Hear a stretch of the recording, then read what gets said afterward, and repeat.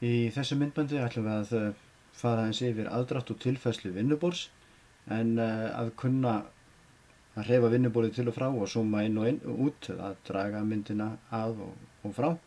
Það getur hjálpað ykkur verulega við vinnslu í Inkscape. Vinnuborð Inkscape er allur hvíti flöturinn sem við sjáum hérna í miðjum forritsgluggans og það er hægt að teikna teikningar alls staðar á vinnuborðinu. Við getum teiknað þær hvar sem er. Það skiptir engu máli hvar blaðsíðan er í rauninni. Við lögum það til, við getum lagað það til sérstaklega. Ég ætla að fara aðeins yfir það bara hvernig við lögum eða hvernig við færum vinnuborðið til og frá. Og við getum notað nokkrar aðferðir. Við getum notað lyklaborðið til að færa vinnuborðið til og frá. Þá notum við örvatakkana á lyklaborðinu okkar. Það þýðir lítið að ýta á þá án þess að gera nokkuð annað, en ef við ýtum kontrolltakkanum inni á tölvunni og ýtum svo til hliðar eða upp og niður, að þá færum við til myndin okkar og getum skoðað okkur í rammanum eða á vinnuborðinu og munið að vinnuborðið er óendanlega stórt í rauninni. Ef þú ert með skrunhjól á músinni þinni, þá má nota hana líka til þess að flytja vinnuborðið til og frá. Ef maður snýr hjólinu upp, þá færist myndin niður og öfugt. Og ef maður heldur inn í shift-takkanum og snýr músinni, þá færir maður myndina til hliðana. Aðdráttur myndarinnar er líka mögulega með skrunhjólinu. Ef við höldum inn í kontrolltakkanum og snúum skrunhjólinu á músinni, þá zoomum við inn og út eftir því hvaða átt við snúum hjólinu. Neðst í horninu hérna hægra megin sjáum við hvað zoomið er mikið.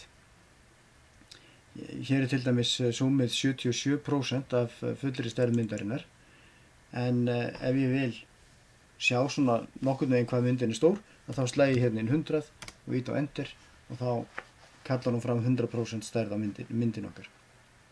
Ekki þó reyna að fara með tómustokkin á þetta og mæla þetta í millimetrum. Notið frekar mælieiningar Inkscape sem ég kenni ykkur á síðar.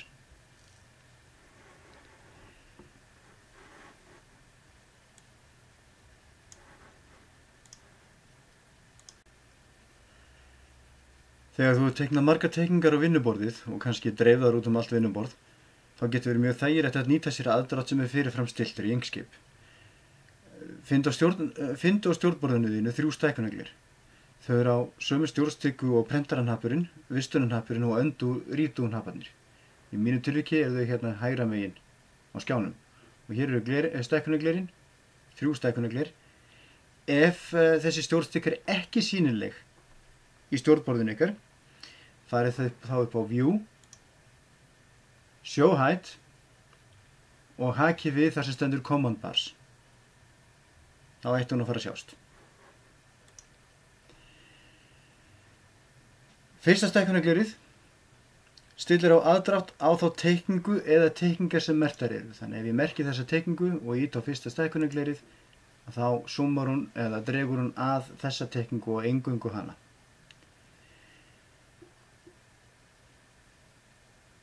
Forritið zoomar þá inn eða dregur þær að og setur þær á mitt vinnuborðið.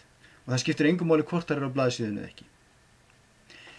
Það er flýtitakki líka á lyklaborðinu hjá ykkur fyrir þennan takka og hann er takkin 3 eða bara tölustafurinn 3.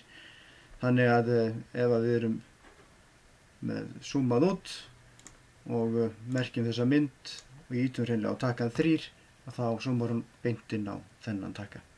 Nei, inn á þessa mynd segi ég. Næsta stækkunargler er stillt þannig að það birtir allar teikningar á vinnuborðinu, algjörlega óháð því hvort það sé á blaðsíðunni eða ekki.